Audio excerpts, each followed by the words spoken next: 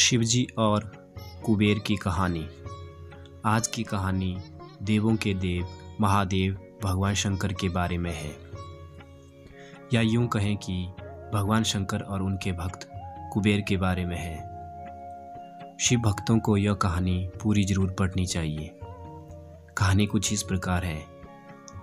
कुबेर, जिनको धन के देवता कहा जाता है, वह यक्षों के भी देवता थे। कहते हैं कि लंका पहले कुबेर की थी। रावण ने जब लंका पर कब्जा किया और कुबेर को वहां से निकाल दिया तो कुबेर को मुख्य भूमि की तरफ जाना पड़ा। प्रजा और राज्य को खोने के बाद कुबेर निराश हो गया था, इसलिए उसने भगवान शिव की आराधना की और भक्ति शुरू कर दी। इस तरह से कुबेर एक शिव भक्त बन गया। कुबेर ने बहुत कड़ी तपस्या की और भगवान शिव को प्रसन्न किया। भगवान शिव ने उसकी तपस्या से प्रसन्न होकर उसे एक नया राज्य दिया और संसार का सारा धन कुबेर को दे दिया। इस तरह कुबेर धन का देवता बन गया और लोग धन और कुबेर को एक समान मानने लगे। संसार का सबसे धनी व्यक्ति बनने के बाद कुबेर भगवान शिव को बहुत कीमती वस्तुएं चढ़ाने लगा। धीरे धीरे उसे लगने लगा कि वह शिव का इतना महान भक्त है और वह इतनी सारी बहुमूल्य वस्तुएं भगवान शिव को चढ़ाता है। लेकिन सत्य तो यह था कि भगवान शिव ने कभी भी उसकी चढ़ाई विभूति के अलावा किसी और वस्तु को छुआ तक नहीं था। कुबेर जो यह मानने लगा था कि वह अब भगवान के लिए कुछ भी कर सकता है और उन्हें जो चाहिए वह दिलवा सकता है। कुबेर एक बार भगवान शिव के यहाँ पहुँचा और उसने कहा, मैं आपके लिए कुछ करना चाहता हूँ, आप मुझे बताइए मैं आपके लिए क्या कर सकता हूँ। भगवान शिव ने कहा, तुम मेरे लिए कुछ कर नहीं सकते क्योंकि कुछ करने के लिए मेरी कोई आवश्यकता है ही नहीं। लेकिन कुबेर शिव जी से बहुत आग्रह करने लगा कि वह उनके लिए कुछ करना चाहता है। दरअसल यह कुबेर का अहंकार बोल रहा था। भगवान शिव ने अपने भक्त को सही मार्ग पर लाने के लिए एक लीला रची।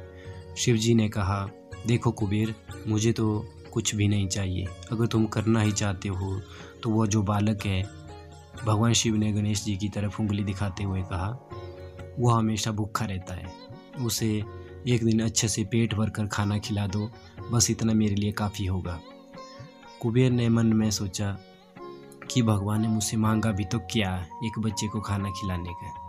बस यह सोचकर कुबेर गणेश जी को अपने साथ भोजन कराने के लिए ले गया। शुरू में कुबेर ने अपने कुछ रसोइयों द्वारा खाना बनाकर गणेश जी को स्वादिष्ट खाना परोसा, लेकिन उसने देखा कि गणेश जी खाते ही जा रहे हैं तो उसने कई सैकड़ों रसोइयों को बुलाकर प्रचुर मात्रा में खाना बनाना शुरू रखा। एक तरफ खाना बनता जा रहा था और एक तरफ गणेश जी उसे खाते जा रहे थे। गणेश जी को इतना खाते देख कुबेर की चिंता बढ़ने लगी। कुबेर ने गणपति से कहा, गणेश जी आप रुक जाइए, इतना ज़्यादा खाएंगे तो आपका पेट फट जाएगा। गणपति जी ने मुस्कुराते हुए कुबेर से कहा, आप मेरी चिंता मत कीजिए, आप अपना वचन पूरा कीजिए। मुझे भूख लगी है, मुझे खाना खिलाइए। कुबेर का अहंकार ख़त्म करने के लिए गणेश जी ने इतना खाना खाया कि कुबेर का सारा खजाना ख़त्म हो गया। यहाँ तक कि कुबेर को दूसरे लोगों से भी खाना मंगवाना पड़ा। कुबेर को इस बात का ज्ञान हो गया कि उसके विचार के छोटेपन की वजह से उसने अपने आप को भगवान शिव का महान भक्त समझ लिया था, जबकि सच बात तो यह थी कि भगवान ने जो कुछ उसे दिया है उसी का थोड़ा हिस्सा वो भगवान को दे रहा था।